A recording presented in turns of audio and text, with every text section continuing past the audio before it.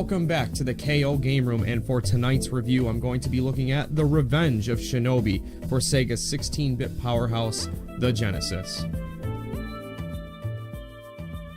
As a child growing up in the 1990s, my sister and I shared an NES and a Super Nintendo.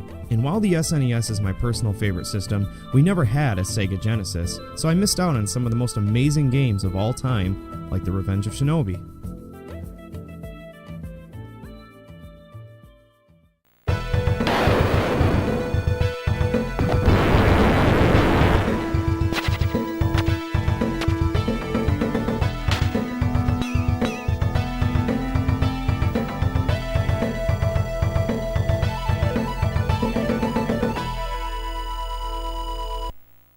Developed and published by Sega, the Shinobi series began with a game simply entitled Shinobi, an arcade game later ported to a few home consoles.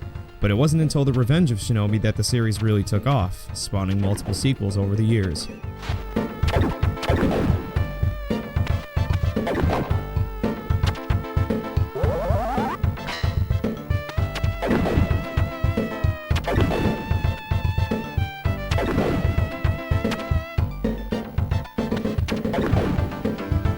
In The Revenge of Shinobi, you take control of the ninja master Joe Musashi. After learning of the kidnapping of your bride-to-be Naoko from your dying master, you embark on your journey to save her, as well as taking revenge on the Neo-Zed organization and all who follow for their crimes against the world and against the Oboro Ninja clan.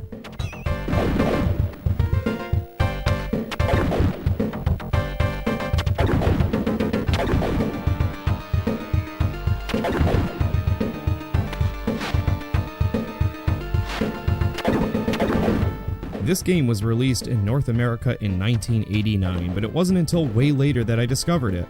Right around the time I bought my first Sega Genesis in 2008, The Revenge of Shinobi came highly recommended from the store owner from which I bought the Genesis, and without a doubt became one of my favorite games of all time the very first night I got to play it.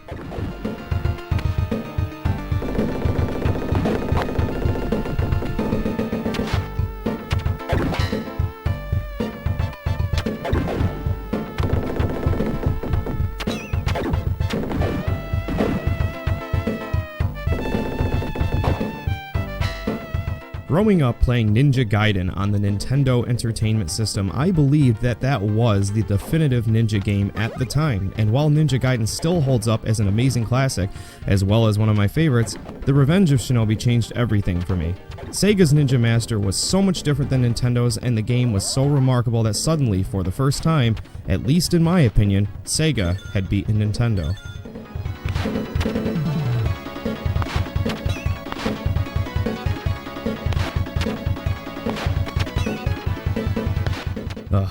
Where do I even begin with this one? It just makes me smile. Unlike Ryu Hayabusa of the Ninja Gaiden series, Joe Musashi is deliberate and careful in his approach, moving steadily but not too fast. His abilities are damn near flawless, and that adds a good deal of complexity to the gameplay.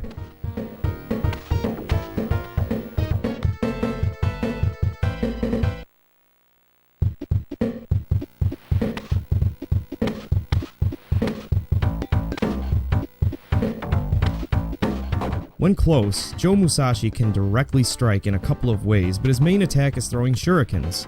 They can only be thrown straight while standing or while jumping, but if you perform a double jump and then attack, you will unleash a large barrage of shurikens that covers about a quarter of the screen.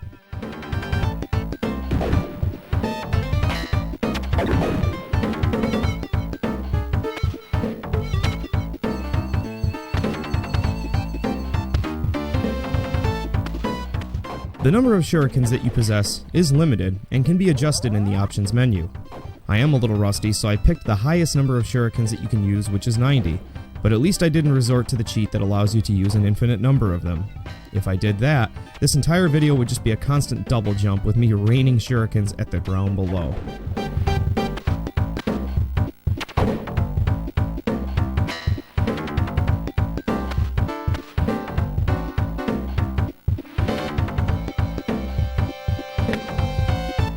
Another of Joe's abilities is to use one of his ninjutsu techniques.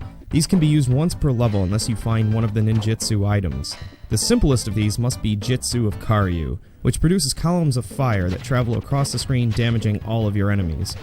I generally use this one until later in the game, where the other abilities like invincibility for 4 hits or being able to jump higher become useful. You may also use this 4th ability, which at the cost of 1 life damages all of the enemies on screen as well as restores health and ninjutsu, so that another one may be used.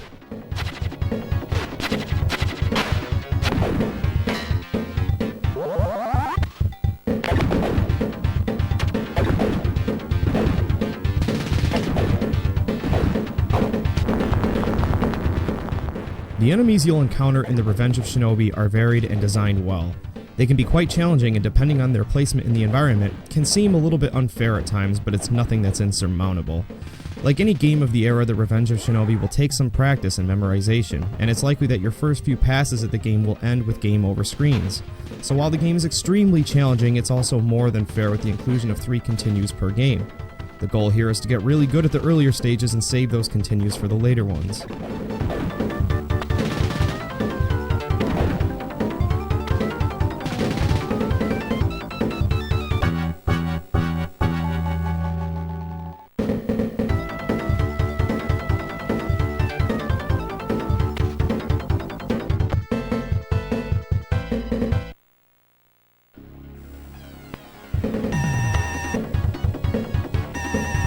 You'd think that Joe Musashi would just bypass all of the Neozeed's lesser minions and go straight to the top, but that's not the case here. You end up in all kinds of strange environments, and that's a lot of the fun in this game, is how diverse the levels are.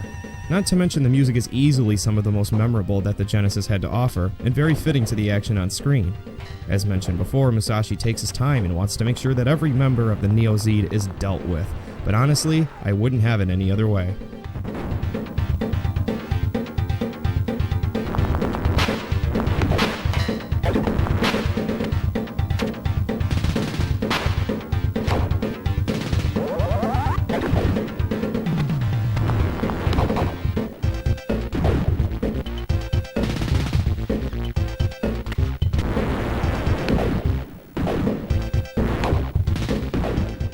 One interesting thing about the Revenge of Shinobi is all of the revisions made to the game due to copyright issues.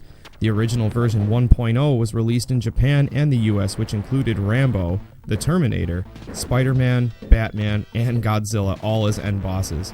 The version we're looking at here is version 1.3, and the Terminator and Spider-Man are both in this one, but the others were removed.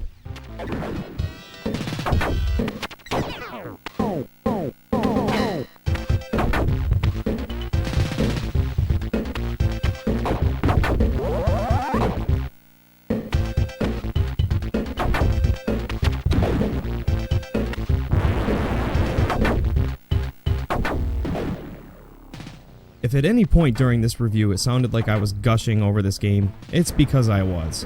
The Revenge of Shinobi is one of my favorite games on the Sega Genesis, as well as one of my favorites of all time, and it is an absolute must-play. And that shouldn't be a problem for just about anyone watching this video, with several versions floating around on the Sega alone, but also released onto the Virtual Console, PlayStation Network, and Xbox Live Arcade. So there is no shortage of ways to be able to play this classic Genesis title.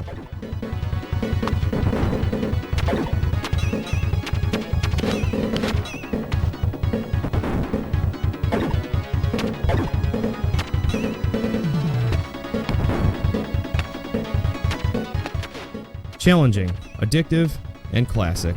It's the Revenge of Shinobi on the Sega Genesis, and just as this game was recommended to me, I'm recommending it to all of you.